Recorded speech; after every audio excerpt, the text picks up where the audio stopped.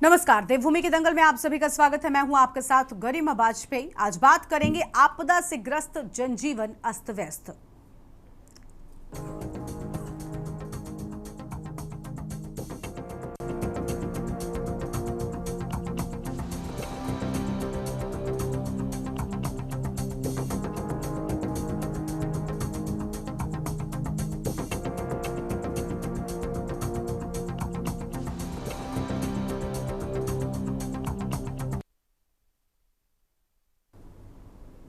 उत्तराखंड में मानसूनी बारिश का कहर थमने का नाम नहीं ले रहा है। गुरुवार की रात से जारी भारी बारिश और बादल फटने की घटनाओं से रुद्रप्रयाग, चमोली और टिहरी जिलों में भारी तबाही मची है। मूसलाधार बारिश के साथ आए मलबे ने कई घरों, सड़कों और कृषि भूमि को नुकसान पहुंचाया है, जबकि कुछ लोग लापता और कई घायल बताए जाते हैं। आपको बता दें कि इस मानसून सीजन में साल उत्तराखंड में बादल फटने और लैंडस्लाइड की कई घटनाएं सामने आई हैं, जिसमें जान माल का बड़ा नुकसान हुआ है। बड़ी बात तो यह है कि इस साल मानसून सीजन में प्रदेश में सामान्य से 16% ज्यादा बारिश दर्ज की गई है, जिसने आम जनजीवन को काफी हद तक प्रभावित भी किया है, जबकि आने वाले दिनों में अभी और बारिश की संभावना जताई जा रही है। इस रिपोर्ट में देखिए।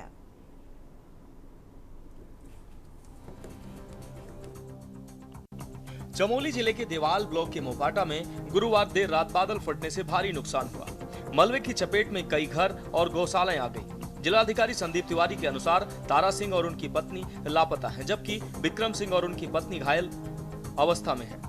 इस आपदा में 15-20 मवेशियों के मलबे में दबने की खबर है। थराली क्षेत्र में भी मूसलाधार बारिश के कारण सड़कें और बाजार मलबे से भर गए, जिससे जनजीवन पूरी तरह से प्रभावित हुआ। सुरक्षा के मद्देनजर चमोली के सभी स्कूलों और आंगनबाड़ी केंद्रों में शुक्रवार अवकाश घोषित किया गया है। वहीं अब तक प्रदेश में मौसम की बात करें तो अगस्त महीने में उत्तराखंड में हुई बारिश ने देश के सभी राज्यों के रिकॉर्ड को पीछे छोड़ दिया है। अगस्त महीने में अब तक उत्तराखंड में सबसे ज्यादा 320 मिलीमीटर बारिश दर्ज की गई है, जबकि मौसम विभाग ने आने वाले दिनों में भी बारिश की संभावना जताई है। प्रातःकाल लगभग 4 बजे मुझे सूचना मिली कि जो रुद्रप्रयाग जनपद का बसौली क्षेत्र है, जखोली के पास, वहाँ पर बादल फटा है और बादल फटने से जो काफ़ी सारा स्थान जो है भूस्खलन हो गया है, उसमें कुछ जानमाल की क्षति हुई है। इसके अतिरिक्त गुप्तकाशी के पास भी एक गधेरा बन गया है बीच में गाँव के साथ। चमोली जनपद में और टिहरी जनपद में, हमारे बूढ़ा केदार क्षेत्र में, और बागेश्वर जनपद के कपकोट क्षेत्र में 28 की रात से जो एक्टिविटी उत्तराखंड में बढ़ने की संभावना है। तो 28 तारीख को जो पिथौरागढ़, बागेश्वर, चमोली जनपद है, यहाँ कहीं कहीं भारी से बहुत भारी वर्षा मिलने की संभावना है, जबकि जो अन्य पर्वतीय जनपद जैसे उत्तरकाशी, रुद्रप्रयाग, देहरादून या नैनीताल, चंपावत, यहाँ पे कहीं कहीं भारी वर्षा मिल सकती है।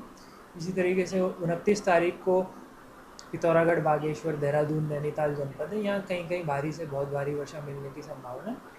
और उत्तरकाशी, रुद्रप्रयाग है, टिहरी है या नैनीताल, यहाँ भारी वर्षा मिल सकती है। तो 2 दिन जो है कुछ डिस्ट्रिक्ट्स में ऑरेंज और येलो वार्निंग दी गई है। उसके बाद भी बात करेंगे 30-31 में भी जो है पर्वतीय क्षेत्रों में कहीं कहीं जो है भारी वर्षा मिलती रहेगी, और हल्की से मध्यम वर्षा तो जो है अगले 4-5 दिन जो है अधिकांश स्थानों पे जो है उत्तराखंड में मिलने की संभावना है। कि 3 बजे के आसपास रात में ये बादल फटने की घटना हुई है, जिसमें हमारी टीम सुबह जो है हमने टीम को प्रेषित कर दिया था, टीम को रवाना कर दिया था, और टीम मौके पर पहुंची। उससे पहले पता चला कि गधेरा चूँकि बढ़ा हुआ है, जो बादल फटा है, पानी ज़्यादा आने से उस पार भी नहीं जा पाई, तो टीम हमारी मौके पर है वहीं, और वो भी जो भी विस्तृत सूचना है और अपनी विस्तृत रिपोर्ट प्रेषित करेंगे हमें।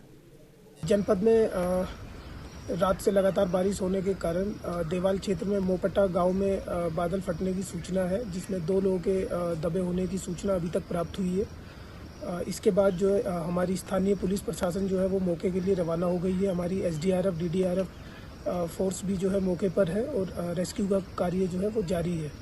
इसके साथ ही 1-2 मकान और कुछ जानवरों का भी दबने की सूचना है। हम लोग लगातार जो भी लोग नदी के किनारे जहाँ जल स्तर बढ़ा है, उन्हें अनाउंसमेंट के माध्यम से लगातार उन्हें अवेयर कर रहे हैं कि वो उन क्षेत्रों से निकलकर सुरक्षित जगह पर जाएं। थराली में भी जो प्रशासन के द्वारा रिलीफ सेंटर लगाए गए हैं, उसमें लगातार लोगों को लाया जा रहा है ऐसे क्षेत्रों से जो अभी सुरक्षित नहीं है बरसात के कारण। टिहरी जिले के भिलगना ब्लॉक के गेवाली गांव में भी बादल फटने की घटना सामने आई है। इस घटना में कोई जनहानि नहीं हुई है। आपको बता दें कि उत्तरकाशी के धराली में बादल फटने से भारी तबाही हुई, जिसमें 5 लोगों की मौत हुई और 60 से ज्यादा लोग अभी भी लापता हैं। वहीं धराली के बाद चमोली के थराली और पौड़ी में भी बादल फटने की घटना सामने आई है, जिसमें 4 लोग लापता बताए जा रहे हैं, जबकि एक महिला की मौत की भी पुष्टि हुई है। बादल फटने की घटनाओं के साथ साथ प्रदेश में बारिश के कारण कई जगह बाढ़ जैसे हालात दिखे, जबकि पहाड़ों में लैंडस्लाइड की घटनाएं भी देखने को मिली हैं। बड़ी बात यह है कि इन आपदाओं में जान और माल दोनों का नुकसान हुआ है, जिसका आकलन किया जा रहा है। अभी जो आपने पूछा कि आपदा बढ़ रही है, तो निश्चित रूप से आपदा विश्वव्यापी रूप से बढ़ रही है और इसमें सक्षम स्तर जो हैं वहाँ से स्टडी हो रही हैं कि इसके कारण क्या हो सकते हैं, किस तरह से बचाव किया जाए। इसके बारे में सब विभागों के साथ में और एक्सपर्ट डिपार्टमेंट के साथ में हम लोग इसमें चिंतन कर रहे हैं कि इसका कारण क्या हो सकता है और किस तरह से इस पर निजात पाई जाए। फिलहाल अभी जो स्थिति है कि आपदा को रोकना हमारे बस में नहीं है। हम आपदा के प्रभाव को कम करने के लिए जो हमारी आपदा की पूर्व तैयारी होती है उस पर हम विशेष जोर दे रहे हैं। आपदा के समय हमारा रिस्पांस बहुत बेहतर हो, उस पर हम लोग काम कर रहे हैं। आपदा के बारे में जितना अनुमान लगा सकते हैं, जो टेक्नोलॉजी विश्व में कहीं भी है, उसके लिए हम लोग काम कर रहे हैं। देखिए, बारिश की वजह से इस बार काफ़ी नुकसान हो रहा है। प्रदेश में अलग अलग जगहों पे, सड़कों पे और पुल पे भी काफ़ी नुकसान हुआ है। गंगोत्री धाम का जो हमारा यात्रा मार्ग है वो अभी भी बंद चल रहा है। उसमें बीच में हर्षिल के पास करीब 150 मीटर जो पानी के अंदर है उससे मशीन क्रॉस नहीं हो पा रही है, काफ़ी ज़्यादा पानी है वहाँ पे। उसके लिए मैंने आज एक टीम भेजी है PWD से। मुख्य सचिव महोदय ने निर्देश दिए थे कि BRO की टीम के साथ साथ PWD भी अपना काम करे और कोई ऑल्टरनेटिव अगर रास्ता निकलता है उस पर काम शुरू किया जाए। तो हमारी टीम भी आज पहुंच रही है और हम ऑल्टरनेटिव रास्ते पे काम करेंगे। कोशिश करेंगे कि जो दूसरा कोई रास्ता अगर निकल सकता है तो उसको हम लोग बनाएं।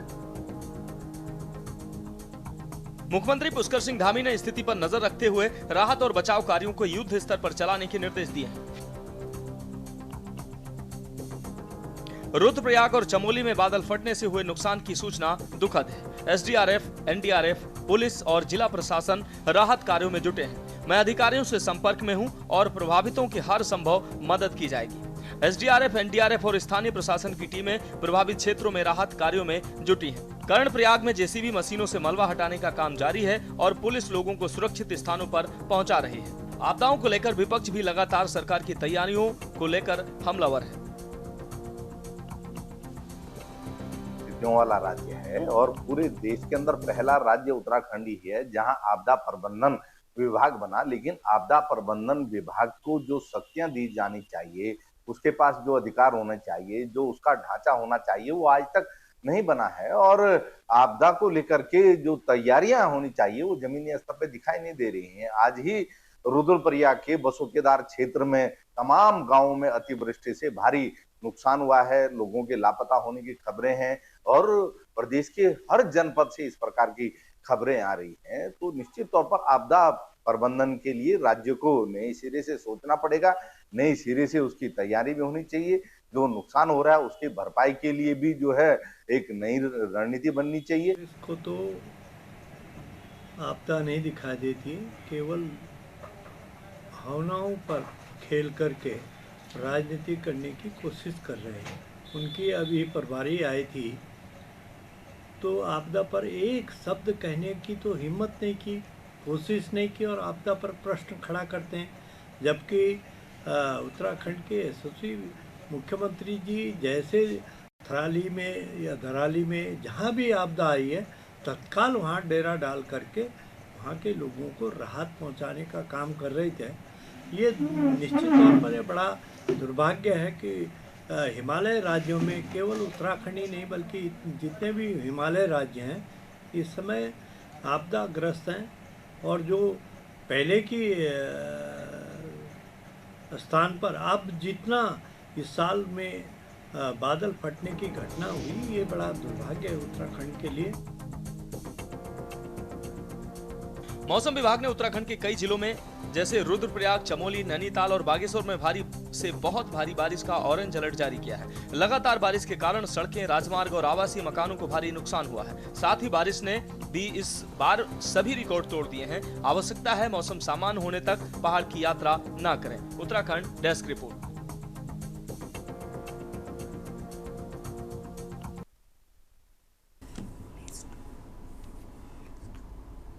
और इसी मुद्दे पर आज करेंगे विस्तार से चर्चा। खास मेहमानों का पैनल हमारे साथ में जुड़ेगा, उनके साथ में अपनी चर्चा को हम आगे बढ़ाएंगे। देखिए, इस बार लगातार आ रही आपदाएं लोगों को परेशान कर रही हैं। सबसे बड़ा सवाल कि आखिर देवभूमि में कब थमेगी आसमानी प्रलय, ये देखना बहुत अहम होगा। मानसूनी बारिश जारी है, भारी आपदा का कहर अलग अलग जगहों पर देखने को मिल रहा है।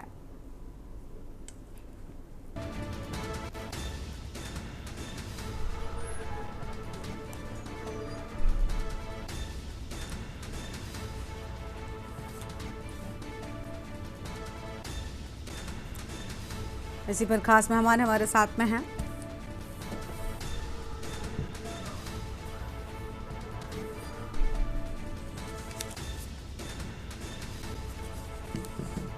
कुंवर जपेंद्र सिंह जी हैं, प्रदेश प्रवक्ता बीजेपी की ओर से।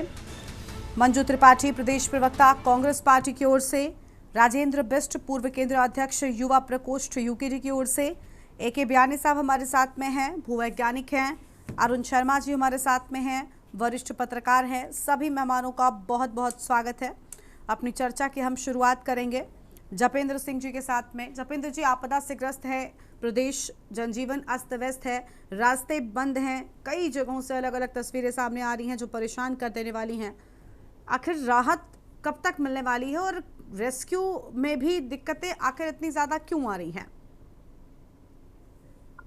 देखिए, रेस्क्यू का काम तो निरंतर जारी है, लेकिन प्राकृतिक आपदाओं की भेंट जो हमारा इस बार प्रदेश अत्यधिक नुकसान हो रहा है, जान माल का नुकसान हो रहा है, लोगों के पशुधन का नुकसान हो रहा है। जैसे आज सुबह ही अर्ली मॉर्निंग 3 AM एक सूचना आई, रुद्रप्रयाग के पास वहां क्लाउड बस्ट हुआ और उससे फिर उसके बाद उस क्षेत्र में जितने भी हमारे नागरिक थे, जान माल का नुकसान तो नहीं हुआ लेकिन पशुधन का नुकसान हुआ है, ऐसी सूचनाएं हैं। सरकार पूरी तरह से मॉनिटरिंग कर रही है, NDRF और बाकी एजेंसियां सब लगी हुई हैं, शासन प्रशासन अपना काम कर रहा है।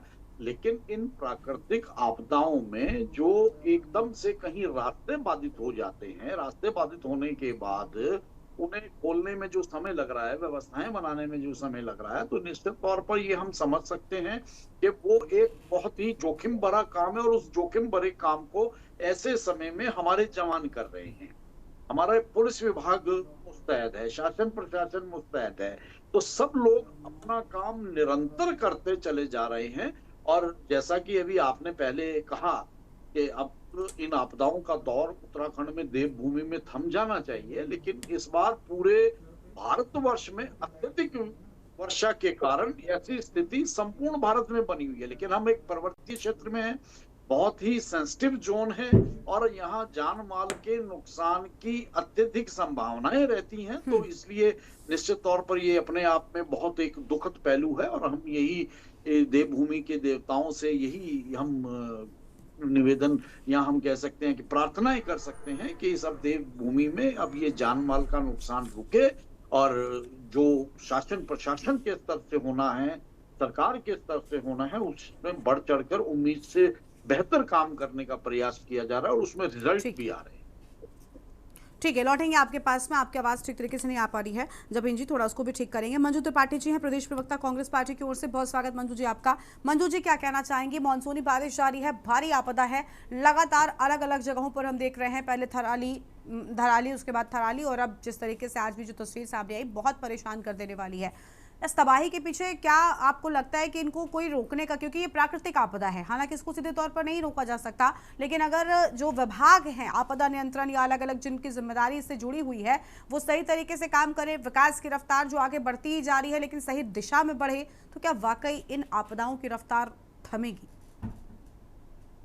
देखिए गर्मा जी, बहुत दुर्भाग्य है हमारे इस प्रदेश का, यूं कहें कि आपदा जो है थमने का नाम नहीं ले रही है। इस वर्ष कुछ ज्यादा ही हो गया है, क्योंकि पहले धराली, फिर थराली, और आज भी सुबह जो भाई ने बताया, जपेंद्र भाई ने, कि सुबह सुबह आज जो है क्लाउड बस्ट हुआ और कुछ तो नुकसान हुआ, चाहे वो पशुधन का नुकसान हो चाहे जान माल का नुकसान हो, नुकसान तो नुकसान ही है। सभी का अपनी अपनी जगह जो है अपना महत्व है, लेकिन आपदा थमने का नाम नहीं ले रही है। ये हमें एक सबक भी देके जा रही है और सरकारों को सोचने के लिए मजबूर कर दिया है कि नियति से हम खिलवाड़ नहीं कर सकते हैं, प्रकृति से हमें खिलवाड़ करने का हमें क्या खामियाजा भुगतना पड़ेगा। आपको पता होना चाहिए कि पहले जब है केदारनाथ की जो ये लोग बहुत बड़ी बड़ी बातें लोग करते तो हैं, कहते तो हैं कि हमने ये ऑल वेदर रोड बना रहे, ये कर रहे, वो कर। देखिए समय और परिस्थिति स्थिति भौगोलिक स्थिति देख के भी ही हमको हर काम को आप विकास का रूप नहीं दे सकते हैं। जहां जिसकी जरूरत हो, अगर एक बोलते हैं ना एक साल के बच्चे को आप 1 लीटर घी पिला दीजिए तो उसकी क्या हालत हो, उसी तरह से आए दिन जो है ब्लास्टिंग कर करके हम जो पहाड़ों को खोखला करते जा रहे हैं, नदी नालों के किनारे इस तरह से जो है लोगों को बसाते जा रहे हैं, तो पानी को अपना रास्ता ढूंढने की जरूरत नहीं है। पानी जो है अपने में सब पानी अपना रास्ता खुद ही, बोलते हैं ना आग और पानी से दूर ही रहना चाहिए। तो जो है सब सरकारों को इसको सीरियसली राजनीति ना करते हुए इस विषय पे बहुत गहन अध्ययन करना पड़ेगा कि इस तरह का अगर हम कार्य करेंगे तो हमें क्या खामियाजा भुगतना पड़ेगा और किसको। हम सैल्यूट करती हूँ मैं एनडीआरएफ एसडीआरएफ की टीम का और सेना के जवानों को जो अपनी जान हथेली पर लेकर दिन रात जो है लोगों को राहत पहुंचाने में लगे हुए हैं, लोगों को निकालने में लगे हुए हैं, जो मलबे में दबे हुए लोग हैं उनको निकालने का कार्य कर रहे हैं। लेकिन सरकार ने तो सेना के साथ भी जो आपको पता है अग्निवीर जैसी योजना ले आई कि 4 साल में उनको भी निकाल के बाहर करो। तो ये सब चीजें बोलते हैं कि इन सब चीजों पे सरकार को सोचना होगा कि हमें जो है बोलते हैं ना कि औरों के परोपकार के लिए एक सैनिक कहता है कि मुझे तोड़ लेना मनमाली, उस पद पर तो देना तुम पे, मातृभूमि पर शीश चढ़ाए जिस पर जाए वीर नहीं। सेना जो है सैनिक हमें सब कुछ दे रहे हैं, वो अपने परिवार की अपने सुरक्षा का कोई भी ध्यान नहीं रखते। अभी धराली में जो हुआ तो आपको पता है कि 9 की 10 जवान जो है सेना के भी बह गए थे। तो इस तरह से जो है अपने स्वार्थ के लिए नहीं, पार्टी के स्वार्थ के लिए नहीं, जनहित सरकारें कोई भी चुन के आए, किसी भी पार्टी से चुन के आए, तो वो जो है सभी को जनता के द्वारा जो है वो जनता के आशीर्वाद से सरकारें बनती है, तो उनको परोपकारी होना चाहिए और सबके हित की बात को सोचते हुए इस आपदा से हमें जो है एक शिक्षा लेनी चाहिए कि हमें क्या करना, डू एंड डोंट्स का ध्यान रखना चाहिए। अपनी मनमानी थोपने की जरूरत नहीं है कि हर जो भी गलत काम भी करे उसका हम विकास का नाम देते चले जाएं, ये संभव नहीं है। और स्पेशली जो ये हमारे उत्तराखंड की पहाड़ियां हैं, कच्ची पहाड़ियां हैं, इनके साथ तो कदापि ऐसा नहीं करना चाहिए। ठीक है, और मेहमान हमारे साथ में हैं, उनके साथ में चर्चा को हम आगे बढ़ाएंगे। राजेंद्र बिष्ट जी हैं, पूर्व केंद्रीय अध्यक्ष हैं, युवा प्रकोष्ठ यूकेडी की ओर से। बहुत स्वागत सर आपका। राजेंद्र बिष्ट जी, क्या कहना चाहेंगे आप? लगातार आपदाओं का दंश प्रदेश झेल रहा है। ये कुदरत जब जवाब देती है तो ऐसे ही देती है, लेकिन वाकई हमने भी छेड़खानी की है कुदरत के साथ। शायद यही वजह है कि ऐसा जवाब सामने आ रहा है। ये आसमानी प्रलय भला कब थमेगी? निश्चित रूप से गरिमा, जिस प्रकार से पहले धराली आपदा आई, उसके बाद थराली और कल देवाल, उसके बाद रुद्रप्रयाग, टिहरी, कई जगह में जो क्लाउड बस्ट हुआ, और आम जनजीवन के साथ साथ इससे जो सड़कें हैं और हमारा जो पहाड़ का पूरा जो एक तंत्र है, ये पूरा प्रभावित होता है। आप देख लीजिए किस प्रकार से ऑल वेदर रोड में विस्फोट करके जो सड़कों का निर्माण किया गया, तो ये कच्चे पहाड़ हैं पूरे हमारे। और उसके बाद रेलवे, ठीक है, आप विकास का एक विकास हो, लेकिन उसका एक पैरामीटर हो, उसकी एक सीमा हो कि हमें किस हद तक विकास चाहिए। लेकिन अगर हम इन जो हिमालयी पहाड़ हैं और कच्चे पहाड़ हैं, इनको हम विस्फोटों से इनको हम हिला रहे हैं, तो हमें सोचना होगा कि आने वाले समय में क्या ये पहाड़ सुरक्षित रहेंगे। इसका जवाब अभी आप देख लीजिए, जिस प्रकार से मूसलाधार बारिश हो रही है, तमाम क्षेत्र पानी से लबालब भरे हुए हैं हमारे। और पहाड़ का आम जनमानस हमेशा ये, मुझे लगता है कि क्योंकि मैं भी खुद पहाड़ से आता हूँ, तो ये प्रार्थना करता है कि जब ये मानसून सीजन आए तो हे प्रभु सब कुछ कुशल मंगल रखना, सब कुछ सही रखना। क्योंकि आम इंसान जब आकाश में बादल कड़कते हैं तो सो नहीं पाते हैं अपने घरों में। इसका कारण यही है कि ये क्लाउड बस्ट की घटना कब कहाँ हो जाए, कब कहाँ पर हो जाए, और इससे जो गांव है या घर है तमाम सारी चीजें प्रभावित होती है और कई बार तो पूरा गांव के गांव बहा के लेके जाते हैं। और अतिवृष्टि जो भूस्खलन होता है तो उसमें एक परिवार जो है उसका अगर घर उजड़ जाता है, जिसको बनाने के लिए उसका जीवन पूरा गुजर जाता है, और उसके बाद उसका जब वो घर उजड़ जाए तो आप सोच लीजिए कि उनकी मानसिक स्थिति कैसी होगी। और उसके बाद भी सरकार का जो इसमें पैमाना है, सरकार का जो ये पैरामीटर उनको मुआवजे का है, किसी का आंशिक रूप से अगर मकान टूटता है उनको भी ये 1 लाख रुपए देते हैं, और पूर्ण रूप से टूटता है तो उसका भी वही उतना ही उसको मुआवजा है। तो मुझे लगता है कि आम जनमानस पूर्ण रूप से इस पर प्रभावित होता है। सरकार की तरफ से इसमें नीतियां बनाई जाए कैबिनेट बैठक में तत्काल, क्योंकि 2 दिवसीय शिविर का मैं सुन रहा था कि स्थापना दिवस पे मानसून सत्र कैबिनेट बैठक होगी, इसमें विधानसभा सत्र लगेगा। तो इसमें पहाड़ के लिए, क्योंकि ये राज्य उत्तराखंड जो है पहाड़ के लिए मांगा गया था, पर्वतीय राज्य की परिकल्पना के तौर पे हमने मांगा था, लेकिन आज भी आप पहाड़ों का जनजीवन आप देख लीजिए, 2-3 मूसलाधार दिन लगातार बारिश आई तो पहाड़ का जनजीवन क्या हो गया। सड़कें सारी, मुझे लगता है कि जो मुख्य राजमार्ग है सारे बंद हैं, कनेक्टिंग जो सड़कें हैं वो पूरी बंद हैं। और इसके साथ साथ तमाम जो जन हानि हुई है, सरकार को तत्काल इस पे जो परिवार से जिन्होंने अपनों को खोया है, क्योंकि देवाल में ऐसी घटनाएं हुई हैं, हमारे चेपड़ों में भी ऐसी घटनाएं हुई, थराली बाजार आप देख लीजिए पूरा बह चुका है। अब ये समस्या भी आ रही है कि जो वहाँ पे तहसील है, जो थाना है, वो कहाँ लेके जाएंगे, उसको कहाँ शिफ्ट करेंगे, तमाम समस्याएं आ रही है। तो ये भी हो पैमाना ये भी हो कि जिस प्रकार से रतूड़ा में आपने देखा होगा 12 मंजिला वहां पर एक बहुमंजिला बिल्डिंग बन रही है, और एक आम इंसान जब कोई अपना मकान बनाता है तो उसको तमाम तरीके की परेशानी आती है। और जो वो बना हुआ है बहुमंजिला 12 मंजिला ये इमारत बना हुआ है, ये जो अलकनंदा नदी है उससे मात्र आप ये लगा लीजिए 10 मीटर की दूरी पर है। आने वाले समय में निश्चित रूप से ये कहीं ना कहीं प्रभावित करेगा और नुकसान आम जनमानस को भी होगा जो समय वहां पे रह रहे होंगे। समय रहते रहते हम इस काम को क्यों नहीं रोक पा रही हैं? रुद्रप्रयाग जो प्राधिकरण है वो उसने इसमें एक्शन क्यों नहीं लिया? उत्तराखंड क्रांति दल ने ये बात पहले भी हमने बताई थी कि इस प्रकार के निर्माण कार्य पहाड़ में तत्काल रोकने चाहिए, और किसी भी प्रकार से विस्फोटक के जरिए निर्माण कार्य ना हो, ऐसा विकास हमें नहीं चाहिए, क्योंकि समय रहते रहते हमें काम रोकने पड़ेंगे। माननीय मुख्यमंत्री जी को तत्काल जहां जहां आपदाएं आई हुई है उसका धरातल निरीक्षण करके जो परिवार जिन्होंने अपनों को खोया जो भी है, तो वहां पर इनको तत्काल उनको मुआवजे की राशि घोषित करनी चाहिए, ताकि क्योंकि जो चले गए उनका तो हम क्षतिपूर्ति का, इस प्रकार की आपदाओं से हमारा पूरा पहाड़ प्रभावित होता है, तो इसको हमें सोचना होगा कि किस प्रकार से हम पहले से इसकी तैयारी करें, ताकि जब ये सीजन ऐसा आए तो इतनी बड़ी हानि इस प्रकार से ना हो। ठीक है सर, लौटेंगे आपके पास में। अरुण शर्मा जी हमारे साथ में हैं, वरिष्ठ पत्रकार हैं। अरुण जी बहुत स्वागत है आपका। अरुण जी, लगातार बड़ा दुर्भाग्य कह लीजिए कि पिछले काफ़ी समय से हम ऐसे ही मुद्दों पर चर्चा कर रहे हैं, पहले धराली और उसके बाद थराली और उसके बाद आज मोपाटा में जो तस्वीरें सामने आई, परेशान कर देने वाली तस्वीरें हैं। बहुत सारे सवाल उठ रहे हैं। देखिए, हम मानते हैं कि सेंसिटिव प्लेस है उत्तराखंड, पूरा का पूरा अगर हम कह लें एक सेंसिटिव जोन में आता है, लेकिन उस लिहाज से ही शायद कामकाज होना चाहिए। मैं बड़ा आजिज़ इससे भी हूँ कि हम कई बार जब चर्चा करते हैं तो विपक्षी दल ये कहते हैं, जो भी सत्ता पक्ष में उस दौरान हो, मतलब ये हमेशा का, ऐसा नहीं है कि अभी वर्तमान की ही बात है, हमेशा सत्ता पक्ष ये सवाल उठाता है कि विकास कहाँ हो रहा है, पहाड़ों पर कहाँ हमने क्या कर दिया। लेकिन क्या ये सब जो जवाब आ रहे हैं प्रकृति के, क्या ये उसी विकास के जवाब हैं? क्या एक संतुलित विकास ना होना भी विनाश की ओर ही हमको लेकर जा रहा है?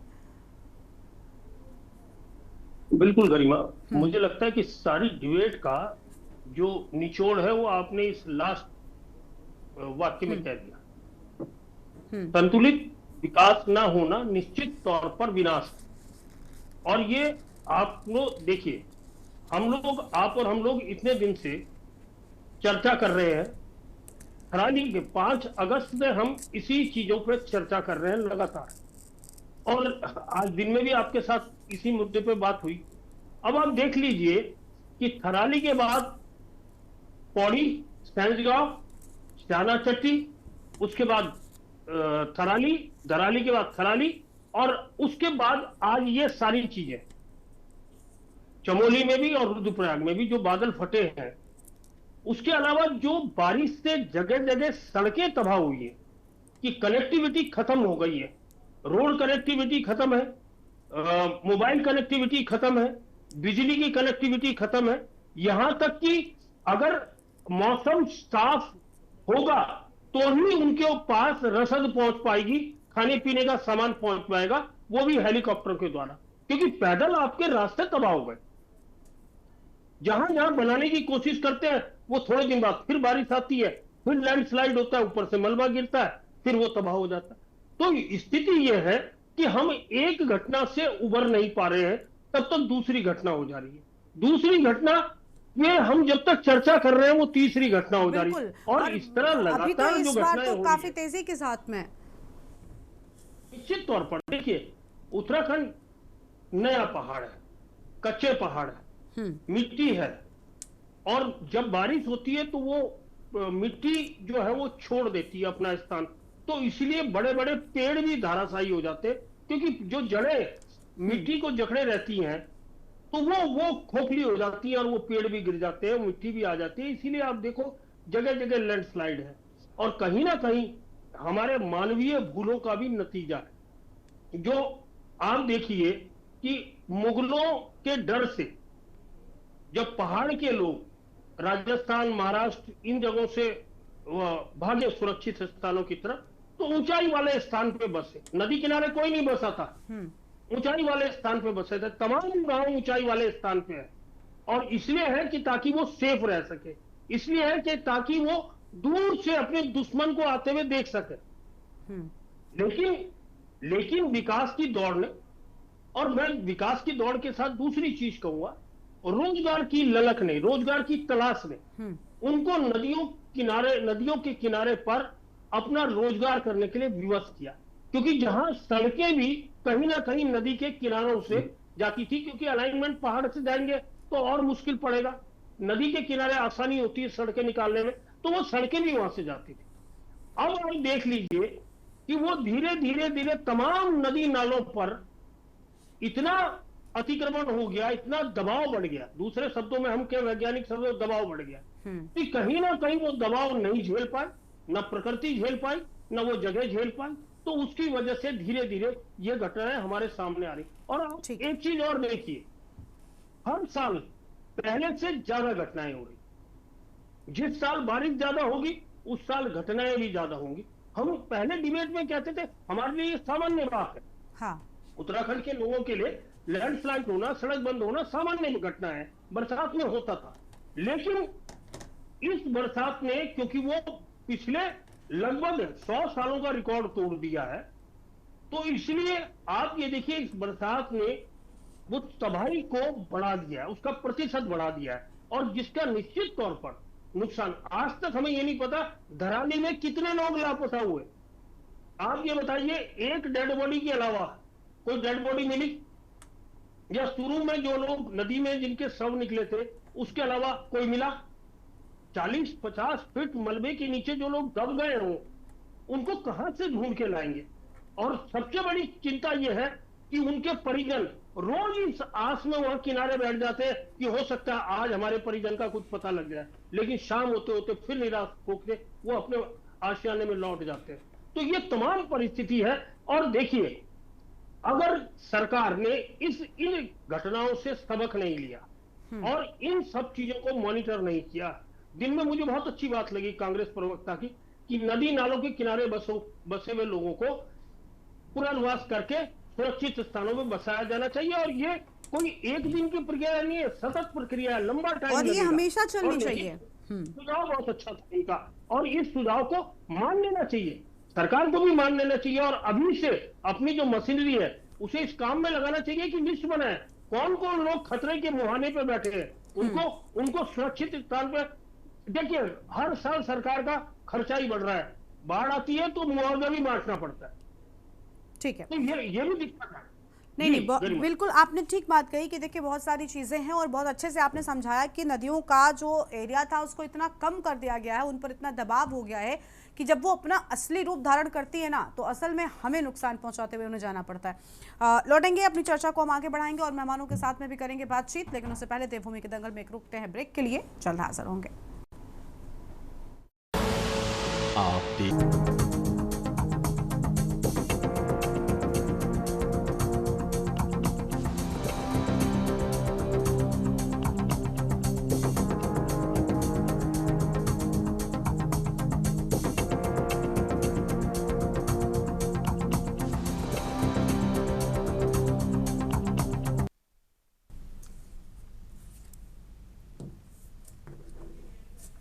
ब्रेक के बाद देवभूमि के दंगल में आप सभी का स्वागत है। खास मेहमान हमारे साथ में लगातार बने हुए, वापस से अपनी चर्चा की शुरुआत कर लेते हैं। कुंवर जपेंद्र सिंह जी हैं, प्रदेश प्रवक्ता बीजेपी की ओर से। जपेंद्र जी, देखिए बहुत अहम बातें निकलकर सामने आई। अरुण जी ने भी साफ तौर पर इस बात को स्वीकारा कि अगर संतुलित विकास होगा तो शायद विनाश की ओर नहीं जाएंगे हम। एक सवाल ये भी है मेरा कि मुझे याद है जब धराली की जो आपदा आई, हमने देखा किस कदर सोशल मीडिया पर भी लोगों ने कई अपनी अपनी बातें रखी। अभी मुझे लगता है जपेंद्र जी से संपर्क टूट गया है। बियानी साहब अभी जुड़ चुके हैं कि बियानी साहब भूवैज्ञानिक है। बहुत स्वागत सर आपका भी। जपेंद्र जी के पास हम लौटेंगे, पहले बियानी साहब का ही रुख करेंगे। बियानी साहब, आप भूवैज्ञानिक हैं, उत्तराखंड के लोग इस बात को स्वीकार चुके हैं कि लैंडस्लाइड्स उनके लिए एक सामान्य बात है, लेकिन इतनी बड़ी आपदाओं से कैसे कोई खुद को ओवरकम करे? ये आपदाएं आखिर क्यों आती जा रही हैं? क्या किया जाना चाहिए ताकि हम इनसे बच सकें और नुकसान कम से कम हो? क्या बदलाव हमें अपने जीवन में लाने होंगे? देखिए, लैंडस्लाइड जो है एक प्राकृतिक क्रिया है और इन दिनों इनकी बढ़ोतरी हुई है क्योंकि ये जो आबादी का जो दबाव बढ़ रहा है, कुछ वो भी रिस्पॉन्सिबल है और कुछ प्रकृति भी रिस्पॉन्सिबल है। प्रकृति में ये लैंडस्लाइड कोई आज की बात नहीं, ये करोड़ों लाखों साल पहले से चली आ रही है और चलती रहेगी। अब जो आबादी का दबाव है, चाहे वो पर्यावरण के प्रदूषण हो या ग्लोबल वार्मिंग हो, ये एडिशनल फैक्टर हो सकते हैं, पर प्रकृति अपना आप में एक संतुलन बनाए रखती है और वो संतुलन हमेशा बनाए रखने के लिए वो लैंडस्लाइड या कोई इस तरह की दूसरी एक्टिविटी का सहारा लेती है। अब जहाँ तक लैंडस्लाइड की जो फ्रीक्वेंसी बढ़ी है, इसमें कोई शक नहीं कि इन दिनों फ्रीक्वेंसी में काफ़ी इजाफा हुआ है और इसके लिए अब जो जिम्मेदारी है वो ये तो है कि इसमें जो सड़क के किनारे के वृक्ष कट रहे हैं या घाटियों के वृक्ष कट रहे हैं, साथ ही साथ जो आबादी का दबाव है उसके कारण भी थोड़ा सा प्रेशर बढ़ रहा है और फिर कंस्ट्रक्शन एक्टिविटी भी बड़े पैमाने पे चल रही है, तो इन सब का असर हो रहा है। और इसके कारण क्या है कि जो लैंडस्लाइड है, अब उसको रोकने के लिए जो सरकार पूरी तरह से प्रयत्नशील है। उन्होंने कई जगह अर्ली वार्निंग सिस्टम भी लगाए हैं और इसमें सेंट्रल गवर्नमेंट की एक बहुत बड़ी स्कीम है जिसमें 2030 तक सारे के सारे राज्य जहाँ पर लैंडस्लाइड होती है, करीब 112 डिस्ट्रिक्ट है देश में, वहाँ पर अर्ली वार्निंग सिस्टम लग जाएगा और कुछ राज्यों में और कुछ जिला स्तर पर यह काम भी करना शुरू कर दिया है। अब जो नतीजे आ रहे हैं या जो चीज़ें दिख रही है हमको धरातल पे, उसमें ना तो ये अर्ली वार्निंग सिस्टम काम कर रहा है, ना सैटेलाइट के डाटा वो काम कर रहे हैं। अगर हमको लैंडस्लाइड को चेक करना है या इसका पूर्वानुमान लगाना है तो निश्चित रूप से हमको वही क्रियाएं अपनानी पड़ेगी जो 50 साल पहले 60 साल पहले जो भूवैज्ञानिक करते थे कि वो क्षेत्र में जाए, भ्रमण करके देखे कि कौन से एरिया है जहाँ पर ये प्रॉब्लम हो सकता है, क्योंकि जो स्लोप है फेल्योर उसका एक दिन में नहीं होता, उसमें लंबे टाइम लगता है और लंबे टाइम के बाद ही स्लोप जो है खिसकने लगता है। ठीक है सर। बियानी साहब, आपको माफी के साथ हम यहाँ पर रोक रहे हैं, आपकी बात को हम पूरा विस्तार से सुनेंगे, माफी चाहते हैं, लेकिन उससे पहले अपने दर्शकों को सीधा हम टोक्यो लेकर चलते हैं जहां पर प्रधानमंत्री नरेंद्र मोदी पहुंचे हुए हैं। ट्रेड डील को लेकर बातचीत हो रही है, तस्वीर आपको दिखाएंगे। नेक्स्ट जनरेशन मोबिलिटी पार्टनरशिप के अंतर्गत पोर्ट्स, एविएशन और शिप बिल्डिंग जैसे क्षेत्रों में भी तेजी से प्रगति करेंगे। चंद्रयान 5 मिशन में सहयोग के लिए इसरो और जाक्सा में बनी सहमति का हम स्वागत करते हैं।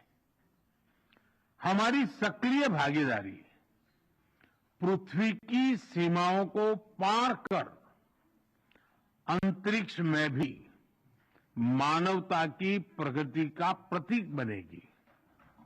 फ्रेंड्स, ह्यूमन रिसोर्स एक्सचेंज, इसके एक्शन प्लान के तहत अगले 5 वर्षों में अलग अलग क्षेत्रों में दोनों तरफ से 5 लाख लोगों के आदान प्रदान को प्रोत्साहन दिया जाएगा।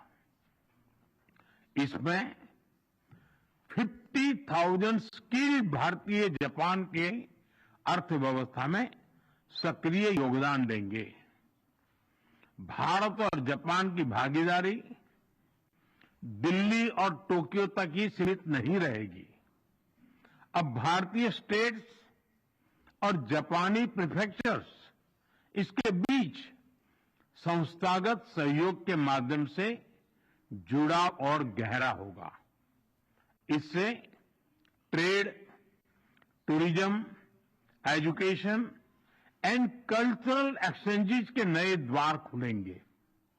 फ्रेंड्स, भारत और जापान एक free, open, peaceful, prosperous and rules based Indo Pacific के प्रति पूरी तरह से प्रतिबद्ध है। आतंकवाद और साइबर सिक्योरिटी को लेकर हमारी चिंताएं समान है। डिफेंस और मैरीटाइम सिक्योरिटी से हमारे साझे हित जुड़े हुए हैं।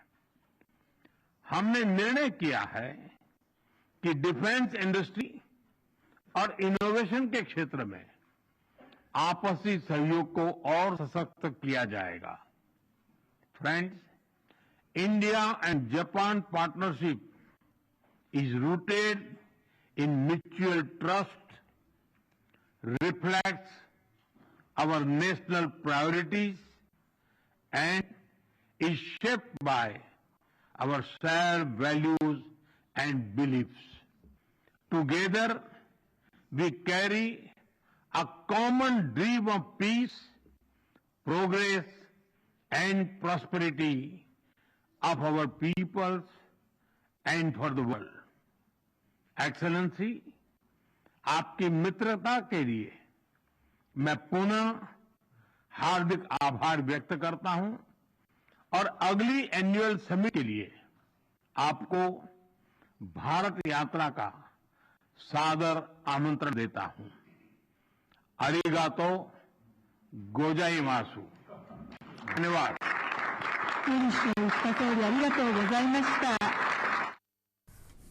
तो प्रधानमंत्री नरेंद्र मोदी को आप सुन रहे थे, उनकी ओर से हम बातें कही गई हैं। वापस से अपनी चर्चा का रुख कर लेंगे।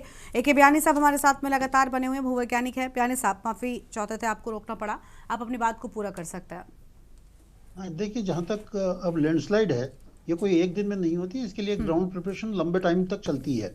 वो नेचर ही करती है और बाद में उसका नतीजा हमको लैंडस्लाइड के रूप में दिखता है। अगर हमको इसको रोकना है तो जो पहले मॉनिटरिंग का सिस्टम था कि जो भूवैज्ञानिक या जो इससे जुड़े हुए लोग हैं वो जा के भ्रमण करते थे और देखते थे कहाँ के जमीन पृथ्वी के अंदर कमजोरी आ रही है, कहाँ पे क्रैक्स बन रहे हैं, कहाँ से पानी अंदर जा रहा है। वही प्रक्रिया फिर से अपनानी पड़ेगी। और क्योंकि हिमालय एक दुर्गम क्षेत्र है और यहाँ पे हर जगह जाया नहीं जा सकता, तो इस केस में हमें ड्रोन की हेल्प लेना पड़ेगी और ड्रोन से हम काफ़ी आसानी से बिल्कुल क्लोज सर्किट में उसको रख के हम बड़ा आसानी से इंच बाय इंच जगह का अवलोकन कर सकते हैं और हम ये देख सकते हैं कि कहाँ पे ये पनप रहा है। अगर इस तरह की टेक्नोलॉजी या इस तरह की हम बेसिक यूज़ करें तब तो हमें काफ़ी सफलता मिलेगी।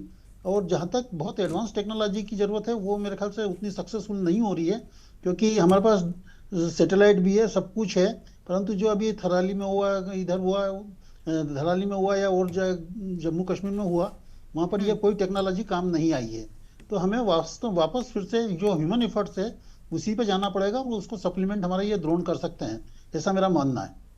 जी ठीक है सर। जपेंद्र सिंह जी का एक बार फिर से रुख कर लेंगे। जपेंद्र जी, क्या कहना चाहेंगे आप? देखिए, अभी बहुत सारे लोगों ने इस बात को कहा कि संतुलित विकास हमें ऐसी आपदाओं की बढ़ती संख्या से ज़रूर बचा सकता है।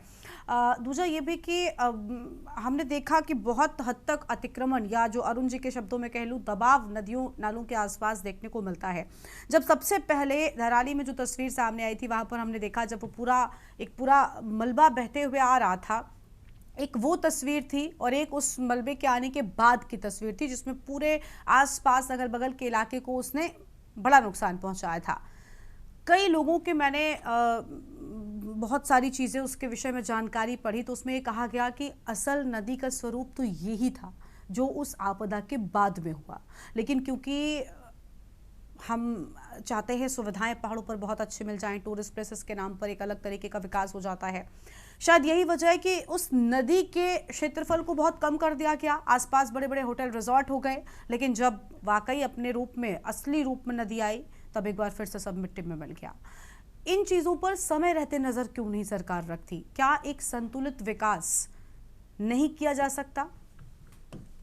गरिमा जी, संतुलित विकास के मुद्दे पर निश्चित तौर से हम अपने सभी साथी प्रवक्ताओं से सहमत हैं। आपने भी संतुलित विकास के ऊपर विशेष रूप से जोर दिया और अरुण जी ने उस संतुलित विकास को इतिहास के पन्नों से जोड़ा कि जब मुगल साम्राज्य के टाइम से लोग पहाड़ों में आके बसे तो वो ऊंची जगह जाके बसे और इस संतुलित विकास जो है ये बाधित केवल भारतीय जनता पार्टी की सरकार आने से ये पिछले 5-7 वर्षों में नहीं हो गया। ये संतुलित विकास पिछले लगभग 100-125 वर्षों से निरंतर बाधित होता आ रहा है और इसे ये एक जागरूकता का विषय भी है। हम सहमत हैं।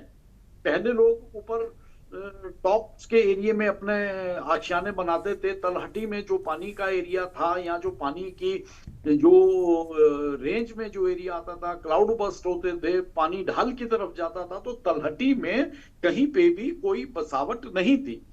जैसे जैसे हमारी प्रदेश के अंदर या ये क्षेत्र आजादी से बाद से विकास करता गया, सड़कें आई, सड़कों के बाद इंफ्रास्ट्रक्चर डेवलप हुआ, टूरिज्म स्टार्ट हुआ, लोग पहाड़ों में घूमने आने लगे, सुविधाओं की मांग उठने लगी, सुविधाओं की दृष्टि से वहां योजनाएं आने लगी, तो निश्चित तौर पर आज सरकार को ये महसूस होता है। हम यहाँ खुले मंच से ये चीजें सारी निकलकर, अभी हमारे बिहानी जी ने भी कहा कि पहाड़ को ट्रीटमेंट की आवश्यकता है और ये ट्रीटमेंट मैनुअल जो हमारा इन्वॉल्वमेंट है उसके ह्यूमन इन्वॉल्वमेंट के बिना संभव नहीं है। इसमें वैज्ञानिक तथ्य भी सामने हैं और सरकार ये मानती है कि जो हमारा ये अनियंत्रित विकास हुआ है, तलहटी में लोगों की बसावट हुई है, तो भविष्य में अगर हमें उत्तराखंड को जान माल से बचाना है और उसके जो बाद की मशक्कत है जिसमें जान माल का नुकसान होता है, पशुधन का नुकसान होता है, तो वो हमारे लिए बहुत महत्वपूर्ण है। तो सरकार इस योजना पर काम करना शुरू कर दिया है माननीय मुख्यमंत्री ने और इसमें केंद्र भी बहुत संजीदगी से काम कर रहा है। और ये केवल उत्तराखंड के संदर्भ में नहीं, इस बार लगभग 120 वर्षों का रिकॉर्ड बरसात का टूटा है। पूरे भारतवर्ष में सभी जगह बहुत बरसात हुई है। उत्तराखंड और हिमाचल जैसे प्रदेश में, हमारे जम्मू कश्मीर में अभी वैष्णो देवी का हमने 4 दिन पहले देखा कि वहां पे यात्रा रूट पे किस तरह से कैजुअलिटीज हुई हैं, पहाड़ दरका है।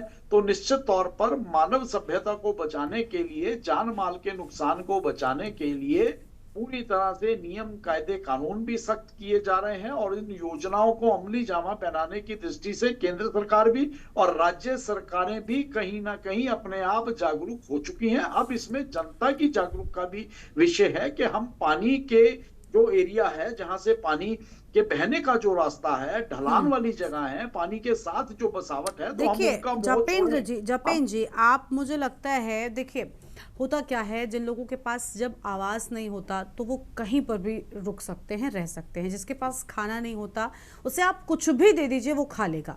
एक वक्त ऐसा होता है ना। तो हमने देखा है कई बार, एक टूरिस्ट प्लेसेस की बात अलग हो गई, झुग्गियाँ या फिर नदियों के नालों के किनारे मैदानी इलाकों में भी हमने देखा है। आप खुद देहरादून की अगर बात देख लें तो वहाँ पर भी ऐसे ही हालात हैं। सरकारों को चाहिए कि यहाँ पर उस वक्त जब अतिक्रमण हो रहा है तभी रोका जाए, क्योंकि बाद में फिर बहुत दिक्कतें होती हैं, उन लोगों के लिए भी दिक्कत होती है। मैं मानती हूँ आम लोग अपनी जिम्मेदारी निभाएंगे, लेकिन आप सबसे वो एक्सपेक्ट नहीं कर सकते। मुझे लगता है हमें, सरकार को जो पावर में है, उसे जरूर अपनी जिम्मेदारी कम से कम निभानी चाहिए। गरिमा जी, आपने बहुत अच्छे बिंदु की तरफ इशारा करा। आज हम अपना देहरादून, हरिद्वार और वाले क्षेत्र में ही देख लें, जहां पूर्ववर्तीय सरकारों ने अपने सारी नदी किनारे अतिक्रमण कराकर बस्तियां बिछा दी। हमारी पूर्ववर्ती सरकार की हमारी बहन प्रवक्ता बहन भी बैठी हुई है। और आज जब सुप्रीम कोर्ट, हाई कोर्ट के निर्णय आते हैं कि इन लोगों को नदी किनारे से विस्थापित किया जाए, तो यही सब लोग, यही हमारे पूर्ववर्तीय राजनीतिक दल, सरकारों के लोग जिन्होंने वहां उस वोट बैंक को इकट्ठा किया है, उनकी जान की कीमत पर आज जब उन्हें हटाने का, आज वो भी खतरे की जद में है। शुक्र मानिए कि देहरादून, हरिद्वार में नदियों किनारे अभी कोई ऐसी बड़ी घटना नहीं हुई कि जिसे लेकर आज आप हम चर्चा करें। लेकिन जब सरकार हटाने का प्रयास करती है, सरकार योजना लाती है, तो यही वहां पे नारेबाजी करने आ जाते हैं कि सरकार गलत कर रही है, सरकार उजाड़ रही है, क्योंकि वोट बैंक, क्योंकि सही समय पर नहीं होते। अब कोई वहां पर रह रहा होता है, उसके बारे में भी विचार करना भी तो आपकी जिम्मेदारी है। मुझे लगता है उस समय पर ही, जब जहां पर कोई एंट्री करे, उसी वक्त अगर हटा दिया जाए तो शायद थोड़ा सा वो चीजें सही रहेंगी। गरिमा जी, अगर भारतीय जनता पार्टी की सरकार है तो भारतीय जनता पार्टी की सरकार आने वाले खतरे को भांपते हुए हर सख्त कदम उठा रही है। अब ये विपक्ष का दायित्व बनता है कि वो राजनीति ना करें, वो वोटों की राजनीति ना करें और लोगों की जान की कीमत के ऊपर केवल और केवल बस्तियों की राजनीति करना छोड़े। भारतीय जनता पार्टी चाहे पर्वतीय जनपदों की समस्या हो, मैदानी जनपदों की समस्या हो, पूरी निष्ठा और ईमानदारी से उनके रास्ते तलाश कर उनके समाधान के विकल्प को तलाशने की दिशा में आगे बढ़ रही। ठीक है, लौटेंगे आपके पास में। मंजू त्रिपाठी जी, अभी आपने सुन लिया, जपेंद्र जी को कुछ कहना चाहेंगे? बिल्कुल, भाई ने बहुत बड़ी बड़ी बातें की। मैं कह रही हूँ दूर मत जाइए, आप जो बड़ी बड़ी बातें कर रहे हैं भाई, आपदा में अवसर मत ढूंढिए। आप कुछ नहीं, गरिमा जी खाली यहाँ जीएमएस रोड पे सन पार्क इन होटल है, उसको जो है 3 किलोमीटर की आप चले जाइए, आप जा नहीं सकती है। रोड की हालत ऐसे कि विकास किया विकास, अरे विकास की दौड़ में आप लोगों ने विनाश का काम किया है। रोड आज बनती है गरिमा जी, कल उखड़ जाती है। जो रोड है, जो है सड़कें जो है नदियों में तब्दील हो गई हैं। ये देहरादून की हालत है। और आपने मानक के हिसाब से कुछ बोलिए, कटी है, देखिए आप बोले थे, मैं बोलेंगी मल्टी स्टोरी बिल्डिंग, कुछ तो कारण होगा कि देहरादून को जो है देहरादून को जपेन जी फिर सुन तो लेते हैं उनको कम से कम। क्या आप कीमत पर वोट की राजनीति करने के लिए अभी भी तैयार हैं? जपेन जी प्लीज, ऐसे किसी की बात नहीं आ रही, प्लीज मंटू जी आप बोलिए। जपेन जी हो गया सर, प्लीज आप सर समझदार हैं। जपेन जी, मैं राजनीति नहीं करना चाहती हूँ। वोट चोरी का काम और वोट क्या बोलते हैं, वोट की राजनीति आपकी सरकारें करती है। आप देख लीजिए होटल पे दूध और पानी का पानी साफ हो गया है, उत्तराखंड की सूतू हो गई। जो आप पहाड़ों की बात कर रहे हैं, पहाड़ों में जो है विकास की जगह विनाश का काम किया है। आज इसीलिए लोग बेघर है। हम और आप सुरक्षित जगह बैठे हैं तो बोलते हैं जाके पैर न पड़ी भी भाई, वो क्या जाने पीर पर आई। आप पूछिए जिसके लोग चले गए हैं, जिसका परिवार चला गया है, जो मलबे में दब गए हैं, मिले नहीं है, राजनीति मत कीजिए, उनके बारे में सोचिए, बेघर हुए लोगों को। ठीक है, देखिए आप लोगों से कम विनती है कि ऐसी आपदाओं पर तो राजनीति एक दूसरे पर आरोप प्रत्यारोप लगाना बंद कर दीजिए प्लीज। ये बिल्कुल शोभा नहीं देता। मंटू जी आपको भी और जपेन जी आपको भी, दोनों ही लोग इस चीज का ध्यान रखें। सच्चाई भाजपा के प्रवक्ताओं की आदत यह है कि जब इनकी सच्चाई इनकी पोल खोल के रखी जाती तो ठीक है, चलिए मंजू जी हम आपके पास लौटेंगे। जपेन जी आप भी बार बार बीच में टोकेंगे तो ये गलत बात है। बिल्कुल, मुझे आपसे ऐसी उम्मीद बिल्कुल नहीं है। राजेंद्र जी जल्दी से आप कुछ कहना चाहें? राजेंद्र जी के पास चलते हैं प्लीज। मंजू जी हो गया, आती हूँ मैं। जपेन जी मुझे आपसे ये उम्मीद नहीं, आप बहुत वरिष्ठ प्रवक्ता है, मैं बिल्कुल आपसे उम्मीद नहीं रखती हूँ। नहीं चल पाएगा जपेन जी, आज आप भी ये चीज ठीक नहीं कर रहे। राजेंद्र जी आप बोलिए। पहाड़ों की हो गई है दुखी घड़ी में जब हमारा पूरा प्रदेश जो है आपदा का दंश झेल रहा है, तो जो मेरा मानना है कि हमें पक्ष विपक्ष को साथ में बैठकर नीतियां बनानी चाहिए और ये नीतियां कम से कम 50 साल आगे की हो। जो अवैध रूप से निर्माण हो रहे हैं, अवैध रूप से नदियों के किनारे जो जगह हड़पी गई है, जो अवैध निर्माण हो रहे हैं, इसके साथ साथ चाहे अलकनंदा हो, मंदाकिनी नदी हो या गंगा नदी हो, आप देख लीजिए किस प्रकार से नदियों के मुहाने पर ही अवैध रूप से निर्माण चल रहा है और खनन इतना बेतरतीब तरीके से हो रहा है कि 10-12 फीट नीचे तक खनन किया जा रहा है। ये हमें रोकना होगा। इसमें पक्ष को भी विपक्ष को भी सबको समझना होगा कि राज्य हित के लिए, जिन उद्देश्यों के लिए हमने उत्तराखंड राज्य बनाया, अगर वास्तविक तौर पे हमें इसको संवारना है, और इसमें मुझे लगता है कि जो यहाँ के भूवैज्ञानिक है इनका बहुत बड़ा रोल होने वाला है। और हमारे बड़े भाई पत्रकार मैं शर्मा जी को भी सुन रहा था, उन्होंने भी अपनी बात बताई कि निश्चित रूप से जो सरकार जब जो निर्माण के कार्य रोकना होता तब नहीं करती है उसको रोकने का कार्य, उसके बाद जब बन जाता है तो तब नोटिस पर नोटिस थमाती है। ये कार्य हमें रोकना होगा। हमें निश्चित रूप से अगर आपदाओं के दंश से बचना है तो हमें पहाड़ों के लिए सुनियोजित रूप से हमें विकास का मॉडल बनाना होगा। इसके साथ साथ जिस प्रकार से जो आपदा से पहले अलार्म सिस्टम, क्योंकि केंद्र से हम कई बार सुनते हैं कि इतना बजट आया ताकि आपदा के समय में पहाड़ों में ये चीजें रोकी जा सके, लेकिन आज वो धरातल पर कहीं भी नहीं है। इसे हमें मिलकर इसके लिए हमें सुझाव सब जनता से भी मांगने होंगे, हमें हर गांव से अपने उनके सुझाव मांगने होंगे, क्योंकि पहाड़ों में वे दंश वो झेलते हैं, पहाड़ के लोग झेलते हैं। तो हमें निश्चित रूप से अगर इस पर बचना है तो सबको मिलकर इसमें एक मजबूती के साथ प्लान बने जो कम से कम 50-100 सालों का हो, ताकि हम इससे जो है विकास का एक मॉडल सुनियोजित तरीके से पेश कर सके। देखिए उम्मीद यही है कि कम से कम विकास का एक सुनियोजित मॉडल तो पेश हुई हो, साथ ही साथ ये जो देवभूमि को किसी की नज़र लग गई है, इससे भी देवभूमि को जल्दी राहत मिले, क्योंकि जो तस्वीरें सामने आती हैं ये वाकई परेशान कर देती हैं। और ऐसे में राजनीति से बचना चाहिए, बल्कि किस तरीके से हम जितना ज़्यादा रेस्क्यू पहुंचा पाएं और आने वाले समय में भी, क्योंकि जब आपदा आती है तो ऐसा नहीं है कि किसी एक दल या किसी के लिए आती, हम सबको नुकसान पहुंच सकता है। इस लिहाज से इस सोच के साथ इससे लड़ना चाहिए और ऐसे काम नहीं करने चाहिए जिससे प्रकृति के साथ छेड़छाड़ हो। उम्मीद है कि कम से कम अब सत्ता में बैठे दल इस चीज़ का विशेष ध्यान रखेंगे। शुक्रिया आप सभी मेहमानों का हमारे साथ चर्चा में आने के लिए, अपनी बात रखने के लिए। तो जनजीवन अस्त व्यस्त नजर आ रहा है, आपदाओं का दंश प्रदेश पहले ही झेल रहा था, लेकिन अब इसी साल की अगर बात कर ले तो इस बरसात के मौसम में एक के बाद एक आई आपदाओं ने वाकई प्रदेश को बेहाल कर रखा है। देवभूमि के दंगल में इतना ही। आप देखते रहिए के न्यूज़ इंडिया। नमस्कार।